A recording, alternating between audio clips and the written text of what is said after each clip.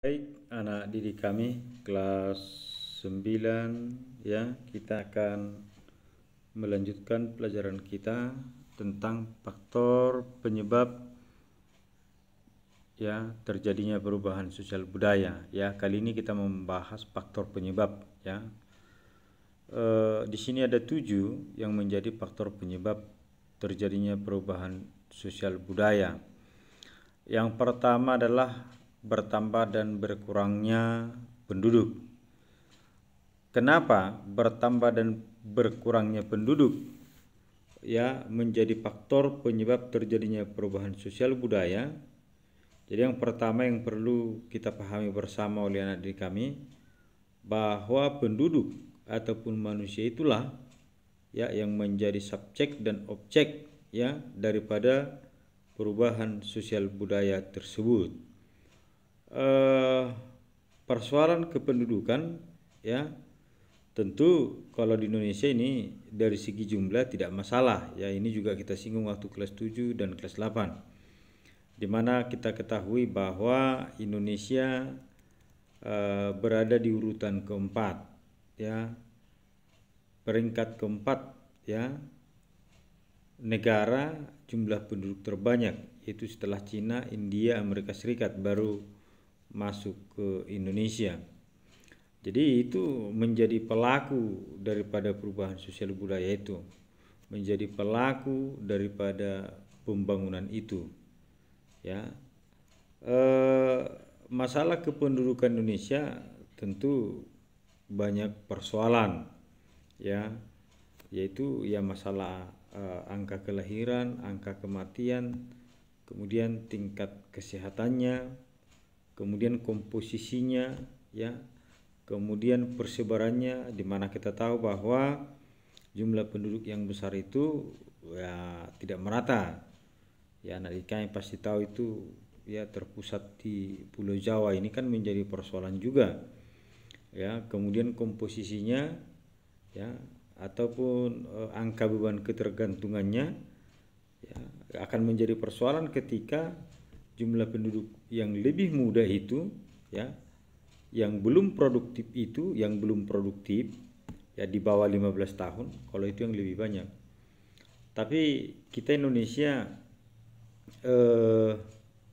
merasa bersyukur karena mengalami bonus demografi ya. Ini bonus demografi ya, ini tentu kan sangat menguntungkan ya, di mana usia ya penduduk Indonesia itu sudah pada proporsi yang lebih banyak produktif, yaitu rentan usia sampai ya 15 sampai 64 ya.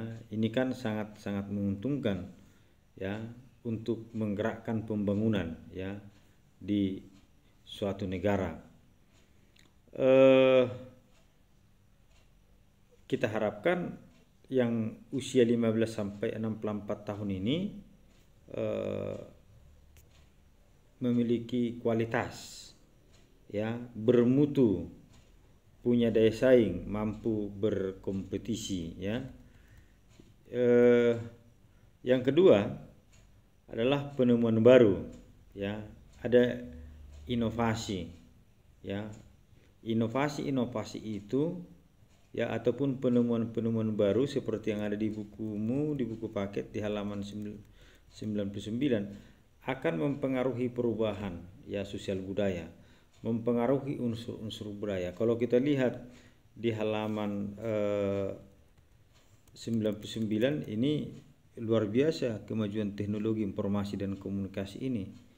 Bahkan ini juga contoh ya, kita bisa melakukan proses pembelajaran melalui media ya, yaitu Android ya. Ini kan sangat menguntungkan, sangat positif ya. Jadi penemuan baru dalam berbagai aspek kehidupan, apakah itu transportasi, apakah itu alat komunikasi ya, apakah itu misalnya mesin-mesin produksi ya, sangat mempengaruhi ya kehidupan manusia. Barangkali di rumah kita ya, sudah banyak peralatan-peralatan yang menggunakan teknologi modern, menggunakan mesin ya, perkakas rumah tangga. Demikian juga misalnya alat-alat pertanian ya sudah menggunakan teknologi modern, termasuk juga untuk pendidikan kita. Kita bersyukur walaupun di masa pandemi ya proses pembelajaran masih tetap berlangsung. Tidak bisa kita bayangkan ya, andai kata ya teknologi komunikasi terbatas hanya melalui surat misalnya, ya sangat lambat, cakupannya juga sangat sempit ya.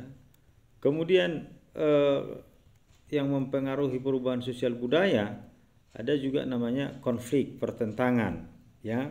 Ini dua sisi ini ya, masalah konflik ini bisa nanti berdampak dia positif, bisa berdampak negatif ya. Kalau dia berdampak positif kan sifatnya membangun ya, pertentangan itu ada solusinya ya, apa yang disampaikan itu membuahkan hasil positif ya. Boleh kita lihat di gambar 210 ya, di halaman 100 ya, ketika melakukan aksi demonstrasi ya. Kalau kita lihat itu kan mudah-mudahan apa yang disampaikan itu, tuntutan itu membangun.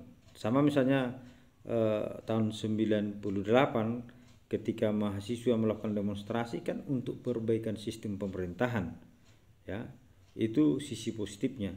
Tapi sisi negatifnya ketika ya terjadi perpecahan, ya terjadi kerusuhan, terjadi korban ya, kemudian terjadi pemberontakan ataupun revolusi. Nah, ini dia ya, revolusi di negara kita ini ya.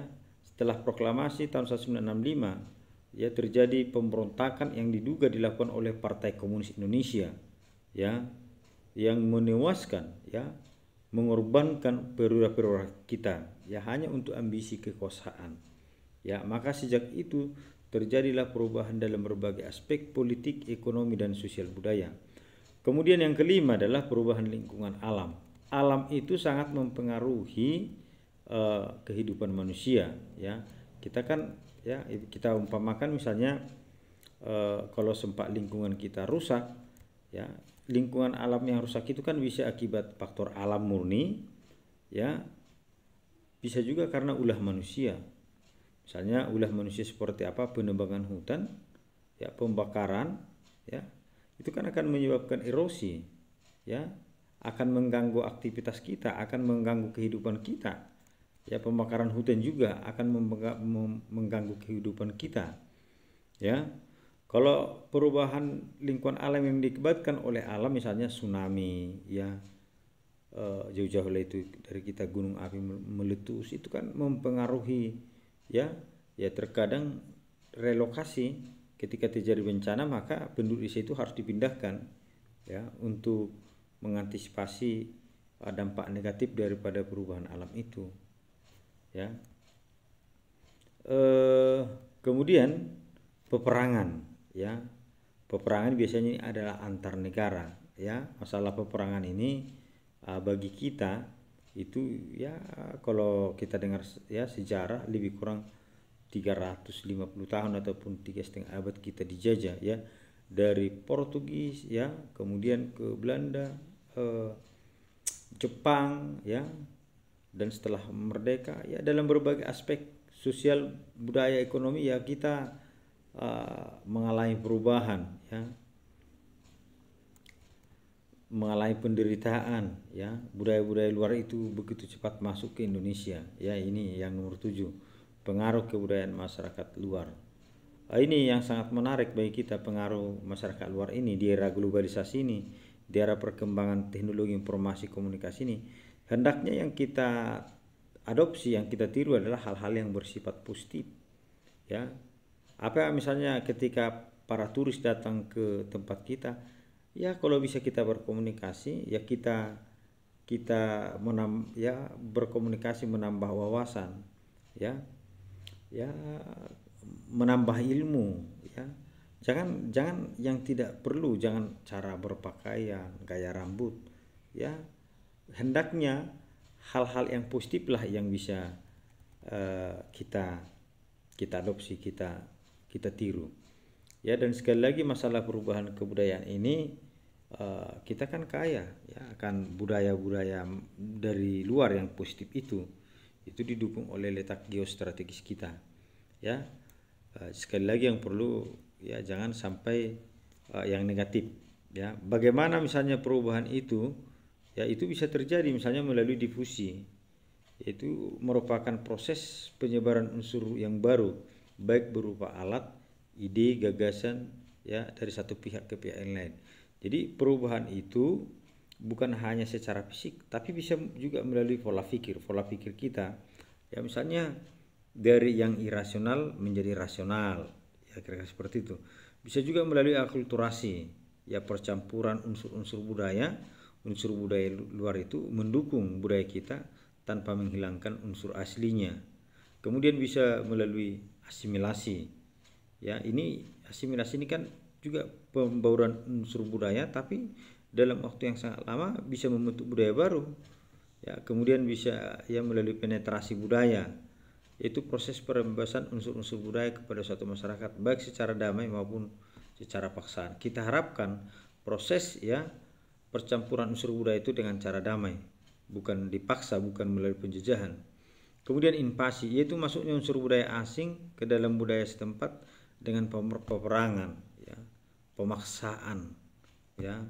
Kemudian milenarisme, yaitu salah satu bentuk kebangkitan atau yang berusaha mengangkat golongan masyarakat bawah yang tertindas dan telah lama menderita dalam kedudukan sosial ya yang lebih rendah. Itu nggak positif ya, membangkitkan semangat. Ini yang pernah dilakukan oleh tokoh-tokoh perjuangan kita, bagaimana membangkitkan semangat juang untuk mencapai kemerdekaan Indonesia.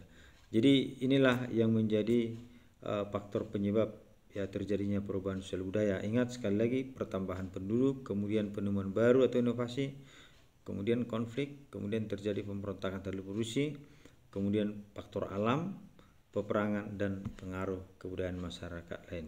Terima kasih, mudah-mudahan bisa